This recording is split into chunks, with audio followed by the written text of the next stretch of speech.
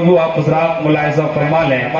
میں زیادہ وقت نہیں لوں گا کیونکہ وقت بھی دیکھ رہا ہوں، اپنی اوقات بھی دیکھ رہا ہوں. ممبر نور پہ علماء اہل سنت کی ایک لمبی فہرست ہے، ان تمامی حضرات سے آپ حضرات یہ کے بعد دیگرے ملاقات کریں گے. میں آج کی اس مختصر سی گفتگو میں یہ بتانے کی کوشش کروں گا کہ شادی کیوں کی جاتی ہے، اس کی وجہ کیا ہے، شادی ہم اور آپ حضرات کیوں کرتے ہیں، شادی کیوں کرنی چاہیے، اس پہ آپ حضرات کچھ دیر گفتگو ملاحظہ فرما لیں. لیکن اس سے پہلے آئیے ہم اور آپ حضرات حضور اعلیٰ حضرت امام احمد رضا خان فاضل بریلوی علیہ رحمت و رضوان کے چند اشعار یعنی 3 شعر کا صرف ترجمہ اور تشریح میری تقریر مکمل ہو جائے گی. کیا آپ حضرات سننے کے لیے تیار ہیں؟ 10 منٹ سنیں گے. دونوں ہاتھوں کو اٹھائیں، بولے یا رسول اللہ، بولے یا حبیب اللہ. اعلیٰ حضرت فرماتے ہیں وہ سرور کشور رسالت جو عرش پہ جلوہ گر ہوئے تھے. اہل اسٹیج کی توجہ کہ جو سرور کشور رسالت جو عرش پہ جلوہ گر ہوئے تھے، نئے نرالے خوشی کے ساما عرب کے مہمان کے لیے تھے. اعلیٰ حضرت کا یہ شعر شاید آپ حضرات نہ سمجھ پا رہے ہوں. میں ایکو کم کر دو بابو، آواز میں آ جائے، ایکو کم کر دو. ہاں، اعلیٰ حضرت ارشاد فرماتے ہیں کہ وہ سرور کشور رسالت جو عرش پہ جلوہ گر ہوئے تھے، نئے نرالے خوشی کے ساما عرب کے مہمان کے لیے تھے. اگر اس شعر کی تھوڑی تشریح کر دی جائے، تھوڑی وضاحت کر دی جائے، بات آسانی سے سمجھ میں آ جائے گی. منبر نور پہ علماء اہل سنت کی مقدس جماعت موجود ہے. اعلیٰ حضرت عظیم البرکت اس شعر میں ارشاد فرماتے ہیں کہ میرے دوستو، یہ شادی خانہ آبادی کے موقع پہ یہ لائٹیں لگی ہوئی ہے، یہ شامیانہ خوشی کے موقع پہ سجایا گیا ہے، یہ کرسیاں خوشی کے موقع پہ لگائی گئی ہے، یہ مائک، یہ ڈی جے شادی خانہ آبادی کے موقع پہ لگائی گئی ہے. ہم اور آپ جب خوشیوں کے موقع پہ سامان کا انتظام کرتے ہیں، چاہے وہ شادی کا موقع ہو، چاہے وہ دیگر موقع ہو، جب بھی ہم خوشیوں کے موقع پہ سامان کا انتظام کرتے ہیں تو وہ سامان نیا ہو سکتا ہے، نرالا نہیں ہو سکتا ہے. مثال کے طور پہ یہ شامیانہ نیا ہو سکتا ہے، نرالا نہیں ہو سکتا ہے. یہ مائک نیا ہو سکتا ہے، نرالا نہیں ہو سکتا. یہ لائٹ نئی ہو سکتی ہے، نرالی نہیں ہو سکتی. لیکن قربان جاؤ کہ جب رب نے اپنے محبوب کو معراج کا چولہا بنایا، رب نے جب اپنے محبوب کو معراج کا چولہا بنایا اور رب نے جب اپنے خوشیوں کے سامان کو مہیا فرمایا تھا تو وہ سامان صرف نئے نہیں تھے بلکہ نرالے بھی تھے. اسی کی جانب اشارہ کرتے ہوئے اعلیٰ حضرت نے فرمایا تھا وہ سرور کشور رسالت جو عرش پہ جلوہ گر ہوئے تھے، نئے نرالے خوشی کے سامان عرب کے مہمان کے لیے تھے، نئے نرالے خوشی کے سامان عرب کے مہمان کے لیے تھے.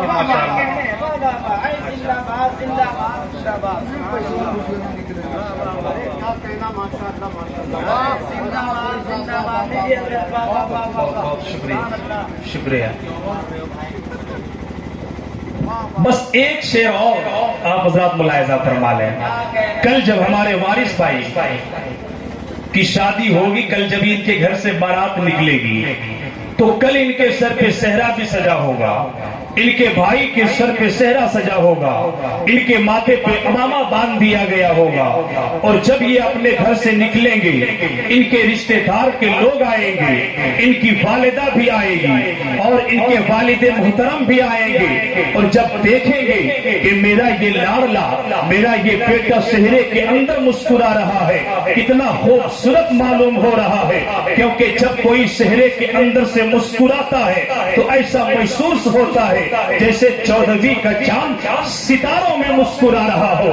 اللہ اکبر. جب ان کے صحرے پہ، جب ان کے سر پہ صحرا سجے گا اور ان کی خوبصورتی کا عالم کیا ہوگا جب ان کی والدہ دیکھے گی، جب ان کے والد محترم دیکھیں گے، کہیں گے چلو چل کر کے اپنے بیٹے کی خوبصورتی کا صدقہ اتار لیا جائے. ان کی پھوپھی دیکھے گی، وہ بھی کہے گی چلو چل کر کر کے اپنے بھائی کے چہرے کی جو ہے لڑیوں کا سبقہ اتار لو. ان کی بہنیں بھی آئیں گی اور اپنے بھائی کے خوبصورتی کی بلائیں لیں گی. ہاں مجھے کہہ لینے دیا جائے, ان کے رشتے دار کے ایک ایک لوگ آئیں گے. ان کے رخ زیبا کے جو ہے وہ دیدار کرنے کے بعد ان کے خوبصورتی کی بلائیں بھی لیں گے, ان کے خوبصورتی کی صدقے بھی اتارے گی, ان کے خوبصورتی کی خیرات بھی لٹائے گی. لیکن اے میری ملت کے لوگوں, جب ہمارے اور آپ کے گھر میں دولہا بنتا ہے اور جب دولہے کی خیرات لٹائی جاتی ہے تو وہ روپیے کی خیرات ہوتی ہے, وہ سکے کی خیرات ہوتی ہے,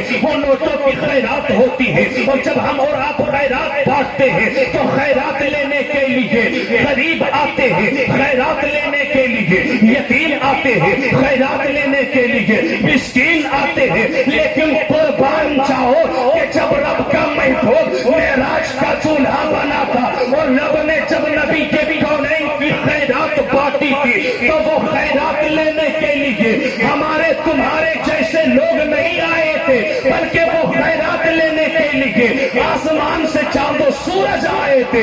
اسی کی جانب اشارہ کرتے ہوئے بریلی کے رضا نے کہا تھا کہ اتار کے رخ ان کے رخ کا صدقہ, اتار کے ان کے رخ کا صدقہ کہ نور کا پٹ رہا تھا باڑا, اتار کے ان کے رخ کا صدقہ کہ نور کا پٹ رہا تھا باڑا, کہ چاند و سورج مچل مچل کے جبی کی خیرات مانگتے تھے, کہ چاند و سورج مچل مچل کے جبی کی خیرات مانگتے تھے. میرے دوستو, شادی خانہ آبادی کے تناظر میں یہ بات بھی ملاحظہ فرما لیں, ہمارے اور آپ کے گھر میں بھی دولہا بنتے ہیں, ہمارے گھر میں بھی دولہا ہے, آپ کے گھر میں بھی دولہا ہے. اور جب دولہا بنا تو دولہا بننے سے پہلے لوگ اسے نہلاتے ہیں. نہلاتے ہیں کہ نہیں نہلاتے ہیں؟ ہاں, ابٹن لگاتے ہیں, پھر اس کے بعد نہلاتے ہیں.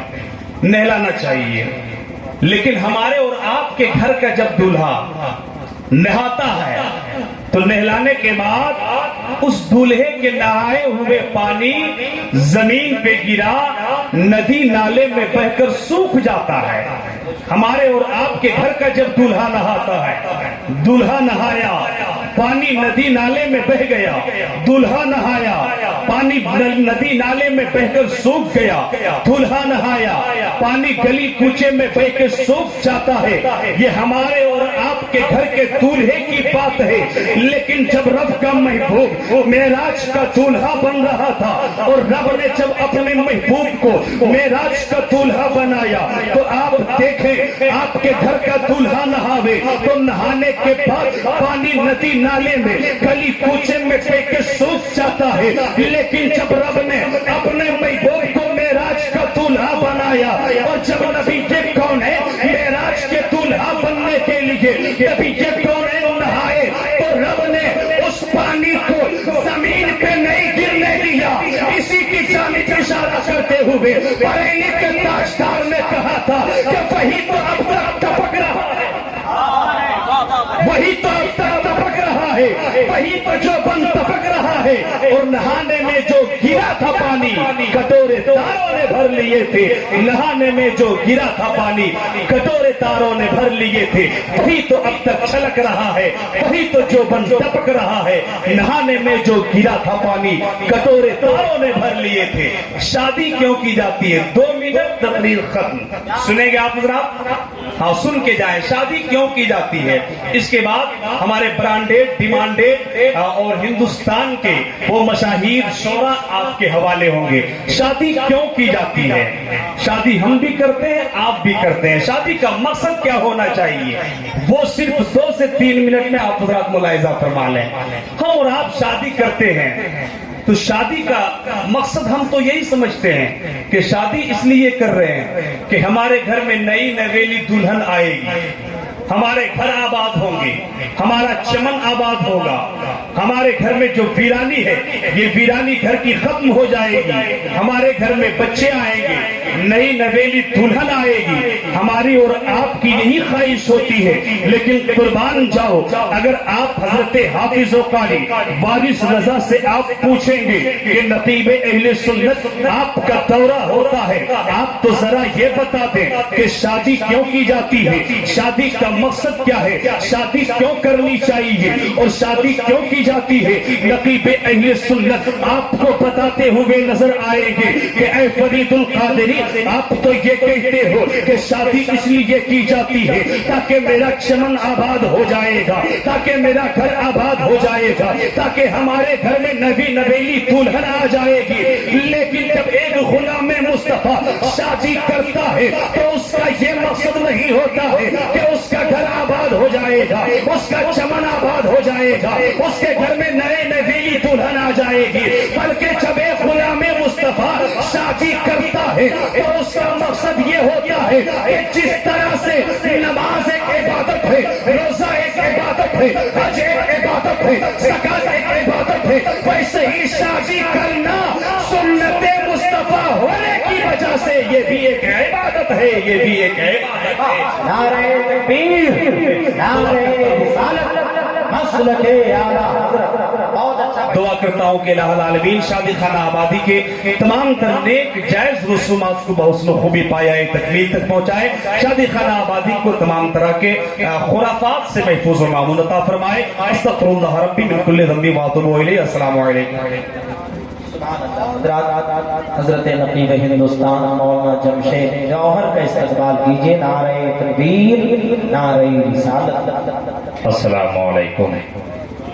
سارے لوگ نبی پر درود پاک پڑھیے۔ اللہم صلی علی سیدنا و شفیعنا نبینا مولانا محمد بارک وسلم۔ صلاۃ و سلام علیک یا رسول اللہ، صلاۃ و سلام علیک یا حبیب اللہ صلی اللہ تعالی وسلم۔ ابھی آپ تمام حضرات شاندار، جاندار، ایماندار، پربہار تقریر سن رہے تھے بلا کسی تاخیر۔ حضرات، ایک شمس ہے، ایک قمر ہے۔ شمس کے معنی ہوتا ہے سورج اور قمر کے معنی ہوتا ہے چاند۔ ایک نکلتا ہے دن میں اور ایک نکلتا ہے رات میں، لیکن اس وقت میں چاند کو اور سورج کو ایک ساتھ آپ کے بیچ میں کھڑا کرنے جا رہا ہوں۔ ہندوستان کا وہ خوبصورت لہجہ جنہیں شمس و قمر کے نام سے جانتے ہیں، استقبال کیجیے۔ نعرہ تکبیر، نعرہ رسالت۔ بلا کسی تاخیر مجاز کبریائی کا حسین محبوب آیا ہے، بہت دنوں کے بعد فخر یوسف و یعقوب آیا ہے۔ گئے جب لا مقام محبوب تو اللہ نے کہا فرشتوں نور برساؤ میرا محبوب ہے۔ ویلکم۔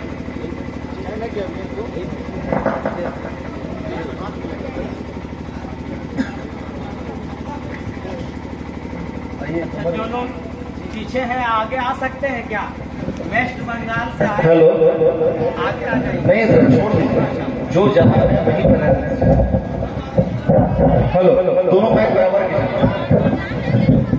آپ کو بولنا بھی ہے، دونوں کی سیٹنگ جو ہے۔ حضرات ایسا ہے کہ سب لوگ کسی اور کے نام پہ نہیں بلکہ اپنے نبی کے نام پہ سب لوگ کھڑے ہو جائیں۔ سبحان اللہ۔ ہیلو ہیلو ہیلو ہیلو، کھڑے ہو جائیں۔ آ جائیے، آگے آ جائیے۔ ہیلو ہیلو، نعرہ تکبیر، نعرہ رسالت، اور قریب آئیے، دو قدم